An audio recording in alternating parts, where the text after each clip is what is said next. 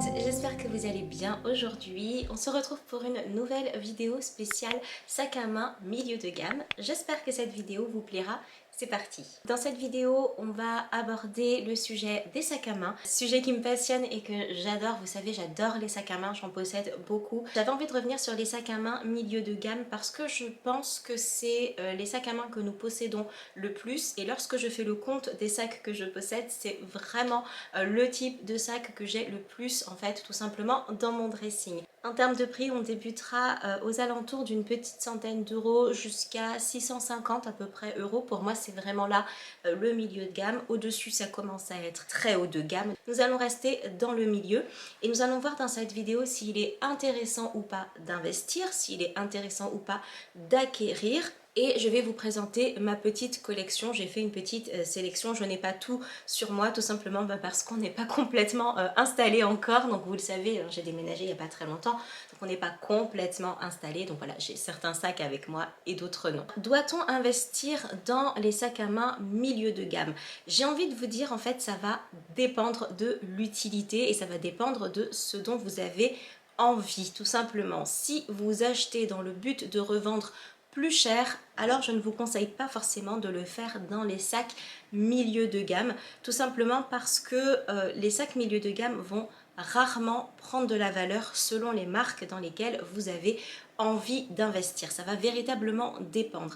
Par exemple, si vous investissez dans un sac APC Paris qui augmente légèrement ses prix chaque année, alors dans ce cas, vous pourrez le revendre presque au prix d'achat, mais vraiment presque parce que ça vaudra peut-être plus le coup et ce sera encore plus abordable de l'acheter en fait prix neuf. Si vous achetez par exemple un sac pollen, et là je vais penser plutôt vraiment au premier sac pollen, je vous mets les visuels. Si vous avez investi dans ces sacs là en pensant les revendre plus cher, sachant que pollen augmente ses prix tous les ans, eh bien non, vous ne pourrez pas les revendre au même prix tout simplement parce que ce sont des sacs qui ont été trop vus, beaucoup trop vus sur les réseaux sociaux, qui se sont essoufflés même si les prix augmentent et que vous ne pourrez pas revendre tout simplement au même prix car trop vus. C'est la raison pour laquelle je vous conseille, lorsque vous achetez des sacs dans des milieux de gamme, je vous conseille vraiment de vous dire ok, vous les avez beaucoup vus sur les réseaux sociaux, mais je vais aller voir ce que fait la marque. J'ai vu des vidéos unboxing, j'ai vu des vidéos haul, j'ai vu des vidéos revues. Les sacs à main sont de très bonne qualité. Alors, je vais aller voir quels sont les sacs qui me plaisent dans la marque, qui sont dans mon style et que je vais garder dans le temps. Pourquoi? Parce que les sacs à main milieu de gamme, les marques milieu de gamme sont milieu de gamme. Donc ils sont obligés de faire mieux que les sacs à main que vous allez pouvoir avoir de prix accessibles chez Zara, Mango, H&M, etc. Ils vont être obligés de faire mieux et pour certains, leur objectif c'est de devenir finalement un petit peu plus de niche ou un petit peu plus luxe en fin de course. Donc ils sont obligés de proposer de la bonne qualité de sac et vous aurez des sacs d'excellente qualité avec les sacs milieu de gamme. Ils ont encore tout à prouver pour continuer à se faire connaître et pour être bien positionnés, contrairement à des sacs de luxe où la renommée en fait n'est plus du tout à défendre. Donc bien sûr il peut y avoir dans la chaîne milieu de gamme, luxe, voilà des sacs à main de mauvaise qualité, etc. On renvoie, on se fait rembourser, on change, etc. Mais c'est vrai que les sacs à main de luxe n'ont plus rien à prouver. Donc en termes de qualité, on va être potentiellement similaire entre les milieux de gamme et les sacs de luxe. Investir dedans, ce n'est pas forcément une bonne idée si le but final est de revendre d'une part et de deux, vous aurez une bonne qualité compte tenu du fait qu'ils sont en train d'évoluer. Troisièmement, ça reste le prix. Vous avez des sacs à main en cuir et je vous demande vraiment d'acheter forcément le cuir parce que ça va être une excellente qualité, un beau gage aussi de jolis sacs à main avec de belles finitions à des prix qui sont abordables. Très souvent dans les maisons milieu de gamme, ceux qui lancent la marque, ceux qui créent les sacs sont des personnes qui ont travaillé dans des maisons de luxe, Hermès, Chanel, Dior, qui ont appris des plus grands et qui lancent leur marque derrière. Donc ce sont des maisons qui ont du savoir-faire. Quatrièmement, il y a des maisons qui sont un petit peu moins connues, entre guillemets, qui vont être connues seulement de personnes qui vont soit suivre la mode, soit qui vont être vraiment axées de niche. Je pense par exemple aux sacs de Mélier London. Ce sont des sacs qui ne sont pas forcément connus du grand public, connus de tous et de chacun, surtout si on n'est pas très réseaux sociaux. Donc c'est un certain petit coût, on est sur du milieu de gamme.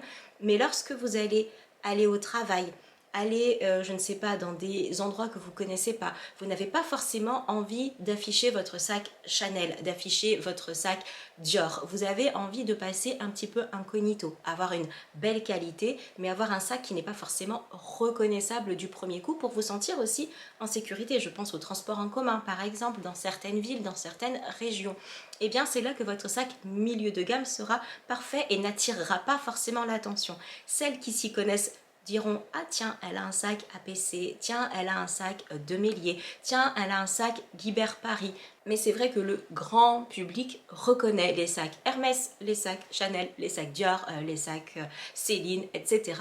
Et donc vous serez un petit peu plus tranquille. Voilà, pas mal d'arguments qui font que voilà, rentrer dans le milieu de gamme, c'est plutôt pas mal. Maintenant, si vous avez envie d'investir, alors là c'est un petit peu contraire à ce que je prône sur ma chaîne, mais voilà, il en faut un petit peu pour tout le monde et si vous avez envie d'investir, dans ce cas-là, achetez plutôt les sacs milieu de gamme très connus qui vont avoir des couleurs à édition limitée. Et à ce moment-là, une fois que l'édition limitée est terminée, là vous pourrez revendre le sac plus cher. C'est à ce moment-là que c'est intéressant si votre but premier est d'investir.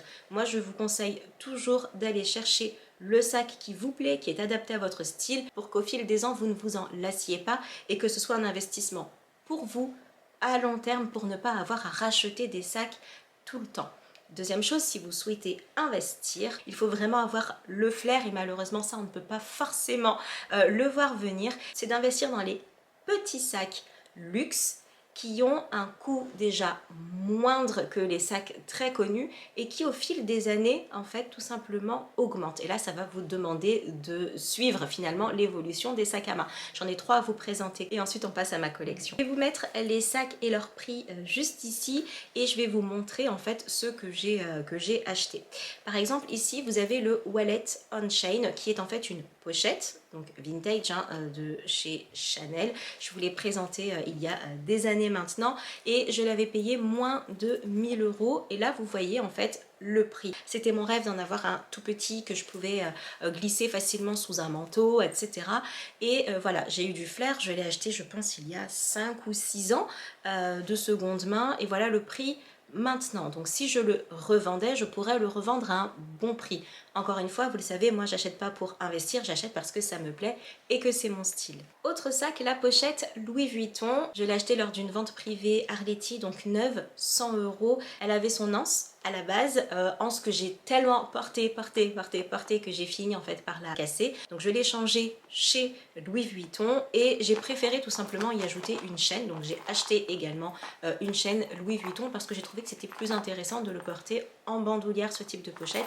Je me sentais plus en sécurité que voilà, juste à bout de bras. Donc celle-ci, voyez le prix actuel, j'ai bien fait de l'avoir acheté et c'est un excellent investissement si je souhaite la revendre. Enfin, cette petite pochette Céline, je vous l'approche parce qu'avec la ring light, on la verra pas de loin. C'est une pochette que j'ai, je crois, payé 500 €. Donc je vous mets le prix, sa valeur actuelle. Là, je ne peux pas vous dire en fait si c'est un investissement parce que je l'ai repéré uniquement cette année. Ce n'est pas comme si ça faisait des années que j'étais un petit peu sur le coup. Donc je vois son prix à l'heure actuelle. Si elle vous plaît vraiment, vous avez la version trousse de toilette sans la chaîne tout simplement et qui est un tout petit peu moins chère. Mais voilà, je ne saurais en janvier avec l'évolution des prix si finalement j'ai bien fait et si je pourrais, si j'avais l'envie, la revendre plus cher, ce qui n'est toujours pas mon envie. Mais ces 3 sacs là ainsi que mes sacs Céline, Chloé aussi, mon autre sac Chanel, le double flap, ce sont des sacs avec lesquels finalement je ne vais pas travailler. Ce sont des sacs que je n'emmène pas au travail et ce sont des sacs finalement que je ne vais réserver que pour le week-end. Donc finalement, est-ce que ça vaut le coup? Vous voyez, c'est pour ça que je vous dis que les sacs milieu de gamme sont assez intéressants. Maintenant, je vais vous montrer quelques marques de sacs milieu de gamme. Je ne possède pas tous les sacs, bien évidemment, il y a des sacs de milieu de gamme que je n'ai pas. Donc vous en commentaire, n'hésitez pas à nous donner des noms de sacs milieu de gamme pour nous aider à faire notre futur shopping du type Lancel, de Mellier London, qu'est-ce qu'on a encore d'autres, Manu Atelier, etc. Donc voilà, surtout sentez-vous libre. Et moi je vous montre rapidement quelques sacs milieu de gamme et je vous affiche les prix parce qu'évidemment je ne me souviens plus de tous les prix, sachant que les prix augmente en règle générale. Sans grande surprise, on va commencer par Pollen. Il est superbe, c'est ce sac de mon anniversaire et Noël de l'année dernière. La version plus petite en teinte blush, il est juste magnifique en mini. Et bien évidemment le numéro 7, vous voyez ce sont des sacs qui restent quand même dans mon style et dont je sais que je ne me lasserai pas en fait du style. On passe chez Vallée de Pique, vous le connaissez. C'est un sac merveilleux, j'adore la couleur, c'est typiquement mon style de sac, il a vraiment la forme des sacs que j'aime le plus. On continue avec Atelier Auguste, je mets les liens de tous, hein, mais je crois que la nouvelle version, et parce que les sacs se réinventent toujours un petit peu, a un petit revêtement doré sur le devant, mais moi j'aime bien celui-ci parce que je le trouve assez discret comme ça, donc voilà, moi j'aime bien ce coloris et j'aime bien le premier modèle. Mes sœurs et ma mère me disent mais t'as toujours les mêmes sacs, mais en fait c'est mon style, donc je m'en lasse pas forcément et je trouve qu'ils ne se ressemblent pas trop tous les uns les autres. Et bonne qualité également. On va passer chez McAllister et pas n'importe quel sac, les sacs en collaboration avec Melissa, donc Melissa Métis Modeuse que vous devez certainement connaître, et le modèle Melissa qui sont des sacs d'une qualité juste incroyable. Donc quand elle m'a proposé de les recevoir, ben forcément j'ai dit oui, puis j'avais envie de vous les présenter. Celui-ci je vous l'ai présenté en short, donc voilà, il fallait quand même qu'il ait sa petite présentation YouTube. Vous avez une petite chaîne dorée, un petit attribut ici, évidemment tout peut se retirer, hein. Là je vous le montre complet, et vous avez, très important pour moi, surtout pour les petits sacs comme ça, la bandoulière, la qualité est incroyable. Mélissa, si tu passes par là, tu as fait un travail exceptionnel sur ces sacs, il est parfait. Un tout petit peu plus grand que les sacs que j'ai l'habitude d'avoir, comme vous pouvez constater, mais vraiment superbe. Si vous voulez une revue sur ces sacs là, en plus les prix sont vraiment abordables et un excellent investissement rapport qualité prix, vous me dites et je vous fais une revue sur ces sacs. Et cette couleur sortie pour l'automne, hiver, et ce sac est juste parfait. Alors il n'a pas la chaîne, je l'ai, hein, posé juste à côté, mais comme je l'ai porté très récemment, je vous avais fait une photo avec sur Instagram, je préfère quand il n'y a pas la chaîne, donc voilà, parce que je trouvais que j'avais un look qui était assez épuré et je voulais continuer en fait ce look épuré, donc voilà, pour celui-ci il est juste magnifique, la couleur, moi vous le savez, le gris, je trouve ça magnifique. Donc voilà, deux sacs juste merveilleux. Dites-moi hein, si vous voulez une revue dessus. On passe chez APC Paris avec ce sac-ci que je porte mais tout le temps parce que je suis très souvent habillée en bleu marine, et puis bon, c'est un petit peu la couleur du moment. Le sac Grace, je trouve que c'est un intemporel et qui a vraiment le style des sacs à main Céline. Si vous n'avez pas le budget pour un Céline, je trouve vraiment que c'est similaire, c'est exactement pareil, c'est quasiment la même taille, le cuir est extrêmement robuste et il ne se raye pas du tout facilement, un bonheur. La version été, c'était le 2001, je crois qu'ils ne le font plus, donc voilà. Je pourrais par exemple le revendre au prix fort, mais je ne vais pas le faire parce que c'est mon sac d'été. Pareil, toujours chez APC Paris. Cézanne, bien évidemment. Alors je n'ai que celui-ci, c'est le Gabi. Je crois qu'ils ne le font plus ce nom-là. Il y a un autre nom que j'aime beaucoup, que j'avais payé vraiment un tout petit prix en vide-grenier. Il est juste parfait. Celui-ci, c'est vraiment pour aller plutôt au travail que je l'utilise, c'est pas forcément dans la vie de tous les jours, c'est la raison pour laquelle il est plus grand. Guibert Paris, donc vous le connaissez celui-ci, ainsi que le petit que j'ai également et qui n'est pas disponible, sinon je vous l'aurais montré également, qui est rempli. C'est pour ça qu'il a cette forme, parce que c'est mon sac de travail et que c'est le dernier que j'ai pris tout simplement pour aller travailler. Donc voilà, il y a des choses à l'intérieur, mais je l'adore. Et puis ça, c'est une couleur véritablement passe-partout et la qualité de ce sac est incroyable. Franchement, je vais pas dire que je l'ai malmené parce que j'ai fait attention à mes affaires, mais voilà, il a été de classe en classe, de bureau en bureau, de siège en siège, il n'a pas bougé, il n'a rien, aucune égratignure, rien du tout. Celui-ci, il est véritablement résistant et j'en mets des choses à l'intérieur, il est quand même lourd. Et enfin, dernier sac qui ne fait pas partie en fait d'une marque de maroquinerie pur, mais que j'adore. C'est ce petit sac ici de chez Arket. La qualité est juste canon, le cuir est naturel, enfin c'est un vrai petit bonheur. Il est juste magnifique celui-ci. Et bien voilà pour ma revue spéciale sac milieu de gamme. J'espère qu'elle vous a plu et que vous avez appris des petites choses. N'hésitez pas à nous donner en commentaire vous, vos sacs milieu de gamme, les marques que vous avez, ou s'il y a des marques ou des sacs à main qui vous intéressent de manière un petit peu plus précise. Et bien n'hésitez pas à nous donner votre petite wishlist en commentaire. Quant à moi, je vous laisse vous abonner en cliquant sur ma petite tête juste ici. Et surtout, je vous laisse regarder juste là l'une de mes dernières vidéos. Je vous embrasse très très fort et je vous dis bien sûr à très bientôt. Bye!